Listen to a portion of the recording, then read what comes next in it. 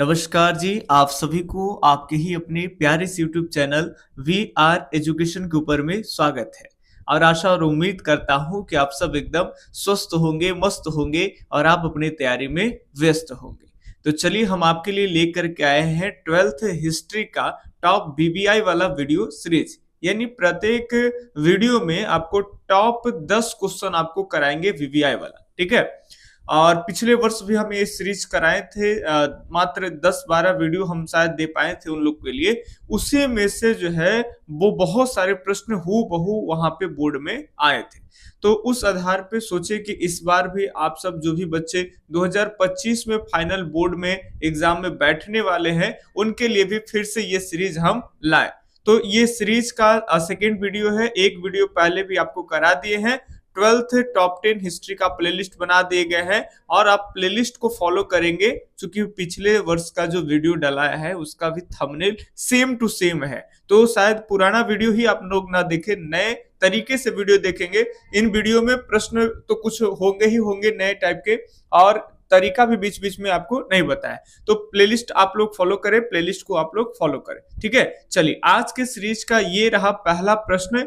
V S सुक्तांकर के बारे में आप लोग तो पढ़े ही होंगे महाभारत वाले चैप्टर में, ठीक है। चलिए वहां से एक प्रश्न लिए हैं कि वी एस सुक्तांकर एक प्रसिद्ध विद्वान थे, अंग्रेजी के, फ्रेंच के, तमिल के या फिर संस्कृत के। तो वी एस सुक्तांकर के बारे में आप लोग क्या क्या पढ़े थे कि ये 1919 से एक प्रोजेक्ट पे काम करना शुरू किए थे। वो था महाभारत का समालोचनात्मक संस्करण करना, और ये करने में सफल रहे। इनको 47 वर्ष लग गया, यानी पूरे जवानी खपा दिए, बुजुर्ग हो चले थे। और लगभग महाभारत में जितने भी पांडुलिपियों को इकट्ठा किए थे, इन्हें लगभग 13,000 जो है वो पन्नों में, यानी पृष्ठ में, याद रखेंगे 13,000, यहां समझिएगा 13,000 पन्नों में इसको तैयार भी कर दिए थे समालोचनात्मक संस्करण।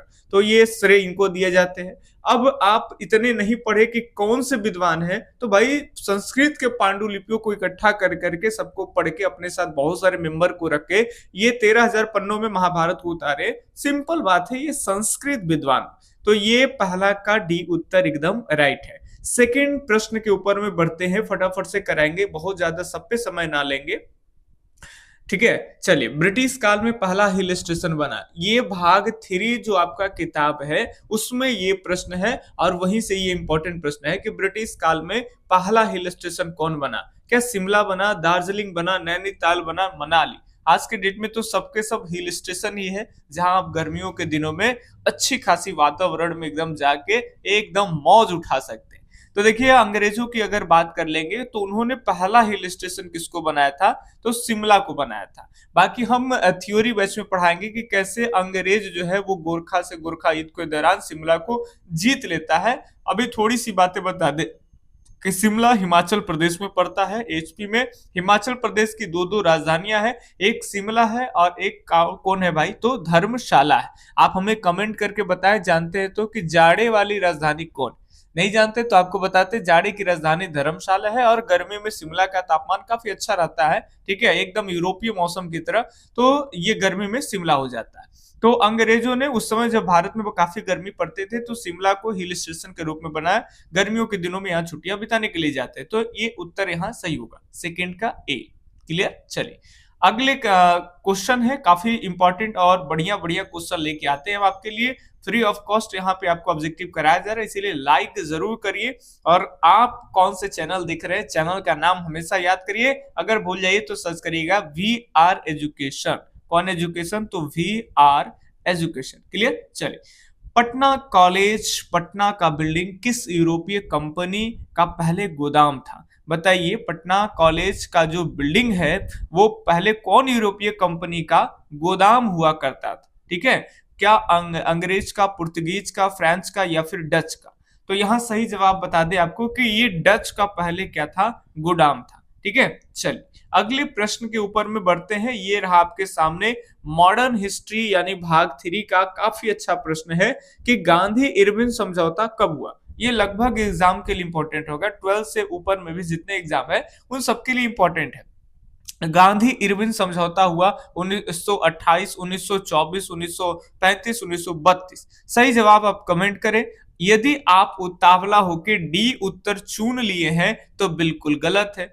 तो कहेंगे कि सर 35 होगा नहीं, 24 होगा नहीं, 28 नहीं, नहीं एकदम नहीं होगा।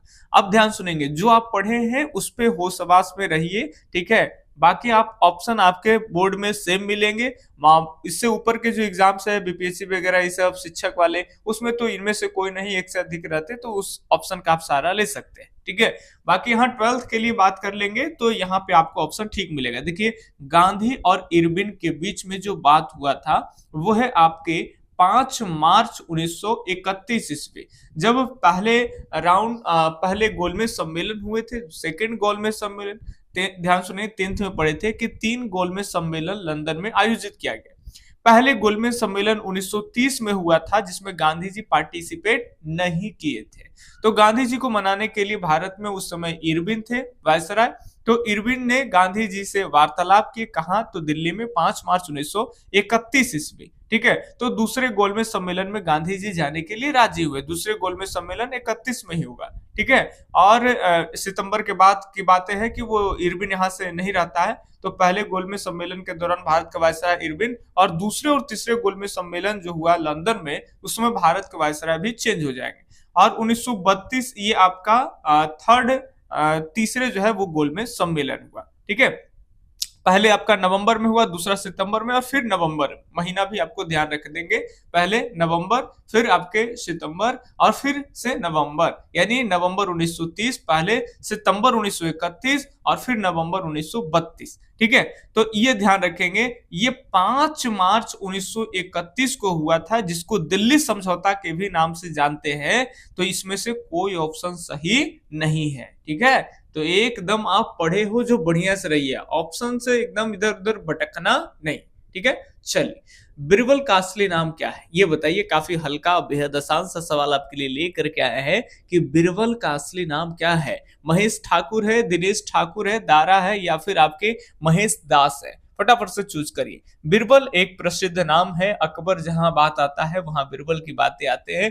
कई लोग तो बच्चे लोग अकबर को ना जाने, लेकिन वो बिरबल को जरूर जानते हैं, ठीक है। बिरबल, बिरबल की खिचड़ी, ठीक है, अलग अलग। तो ये इनका वास्तविक नाम, असली नाम जो है वो महेश दास है, ठीक है। चलिए, अगर आप भी लाइक नहीं किए तो लाइक कर लीजिए, और 25 में एग्जाम देना है, अभी काफी समय है, तो चैनल को सब्सक्राइब करके रखिए। जितने भी आपके काम की चीजें अपलोड किए जाएंगे सब लोग को फटाफट से देखें। बताइए, किस शासक को लाख बख्श की उपाधि से विभूषित किया गया है? इल्तुतमिश, कुतुबुद्दीन ऐबक, अलाउद्दीन खिलजी, मोहम्मद बिन तुगलक। तो लाख बख्श की उपाधि से विभूषित किया गया है कुतुबुद्दीन ऐबक को। कुतुबुद्दीन ऐबक को लाखों का दान देने वाला, या फिर जो है वो हाथियों के दान देने वाला भी कहलाते हैं। हाथियों के दान देने के कारण उन्हें पाल बख्श की उपाधि से विभूषित किया गया है। याद रखेंगे, पाल बख्श की उपाधि से विभूषित किया गया, लिखने में मिस्टेक है, ठीक है। चलिए, बाकी लाखों के दान देने के लिए लाख बख्श, यह है कुतुबुद्दीन ऐबक, यानी 6 का एकदम बी उत्तर राइट है। 7 नंबर प्रश्न की बात कर लें। बताइए कि विभाजन का सबसे ज्यादा खूनी संघर्ष कहां चला? फटाफट से 4 प्रश्न और बच रहे हैं, फटाफट से खत्म कर लेंगे। जब हमारे कंट्री में, जब हमारे यहाँ पार्टीशन यानी विभाजन हुई थी, तो उस समय सबसे ज्यादा खूनी जो है संघर्ष कहाँ चला? तो ये हमारा पाकिस्तान कट के अलग हुआ, ये भारत। तो ये जो पंजाब था, पंजाब का अधिकांश भाग इधर पाकिस्तान में था, तो यही से ज्यादा इधर से इधर लोग आए और इधर से इधर गए। तो सबसे ज्यादा पंजाब वाले भागों में ही जो है वो खूनी संघर्ष चला, ठीक है। चलिए, नेक्स्ट क्वेश्चन अगर देखेंगे, आपके जो भी भाई होंगे, मित्र होंगे, उन पर भी, जो आर्ट्स लिए होंगे, आर्ट्स लगभग बच्चों का हिस्ट्री होता है, उन पर वीडियो को भेजा भी करिए आप। पाक गए उर्दू भाषी अप्रवासी लोग कहाँ बसे थे? जो भारत से बाहर पाकिस्तान गए थे, ठीक है, तो वो लोग पाकिस्तान में जाकर के कहाँ बसे थे? तो भारत से पाकिस्तान जो गए थे विभाजन के दौरान, तो वो लोग कराची में जाके बसे थे, यानी बी उत्तर एकदम राइट है। बस 2 ही प्रश्न है, कहीं जाने की जरूरत नहीं है। कभी भी कोई भी वीडियो ओपन करिएगा तो ये मत सोचिए कि बाद में देख लेंगे, नहीं तो फिर बाद में आप नहीं देखेंगे, वही आपको दिखा देगा, रैंक कम आ जाएगा बोर्ड में, ठीक है। तो आप लोग जब भी वीडियो ओपन करिए, थोड़ा 5 मिनट 10 मिनट ज्यादा कम, पूरा फिनिश करके जाइए, ठीक है। टारगेट फिनिश करते जाइए, ऑटोमेटिक आप मंजिल की ऊंचाई तक पहुंच जाएंगे। महाभारत की लगभग कितने वर्ष में रचना हुई थी? वे बताइए। 100 वर्ष, 50 वर्ष, 1000 वर्ष या फिर 500 वर्ष। तो महाभारत की रचना होने में सब जानते हो कि 1000 वर्ष लग गए। क्लियर? चलिए, 5वीं शताब्दी ईसा पूर्व से और आपके पश्चिमी सत्ती ईसा ईसवी। चलिए, 1000 साल। गीता में उपदेश दिया गया है। क्या उपदेश दिया गया है? कर्म करो, भविष्य की चिंता मत करो, कर्म फल हमारे हाथ नहीं है, या फिर उपयुक्त में से सभी या उपयुक्त सभी। तो सब जानते हैं ये सभी बातें गीता में है। कर्म करो, भविष्य की चिंता तो एकदम मत करो, और जो कर्म फल है वो हमारे हाथ में नहीं है, करो मिलेगा। तो ये गीता में। तो ये 10 क्वेश्चन आपको कराए और बताएं कि 10 में से कितने प्रश्न आपके सही हैं। ठीक है, बाकी मिलते हैं अगले दिन अगले वीडियो सीरीज में। तब तक के लिए धन्यवाद। जय हिंद, अल्लाह हाफिज। आपका दिन शुभ हो। राधे राधे।